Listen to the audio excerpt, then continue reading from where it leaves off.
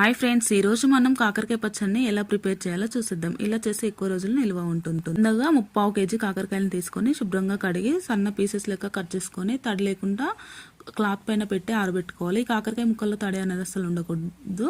3 cups oil వేసి ఈ ముక్కల్ని ఈ ఆయిల్లోకి వేసి డీప్ ఫ్రై చేయండి. ఇలా డీప్ ఫ్రై చేసి అన్ని ముక్కల్ని కూడా ఫ్రై చేసి పక్క పెట్టుకున్నాక ఇప్పుడు ఒక బౌల్ తీసుకొని 2 table spoon red chilli powder, salt and 1 table spoon ధనియాల పొడి, 1 టేబుల్ స్పూన్ జీలకర్ర మెంతుల పొడి వేసి పక్క పెట్టుకోండి. ఈ ఆయిల్ అదే ఆయిల్లో జీలకర్ర, ఆవాలు, ఎండుమిర్చి వేసి స్టవ్ ఆఫ్ చేసేసి జింజర్ గార్లిక్ పేస్ట్ని వేయండి. ఇలా వేసి ఆయిల్ కొంచెం చల్లారాక ఇందాక మనం మిక్స్ చేసుకున్న కారం మిక్స్ని ఇందులోకి వేసి బాగా కలపండి. మనం ఫ్రై చేసుకున్న కాకరకాయ ముక్కల్ని కూడా వేసి బాగా కలపండి. వీటిని కలిపాక ఒక 10 అవర్స్ పక్క పెట్టి అదే టైంలో మనకు సాల్ట్ సరిపోకుంటే అడ్జస్ట్ చేసుకోవచ్చు.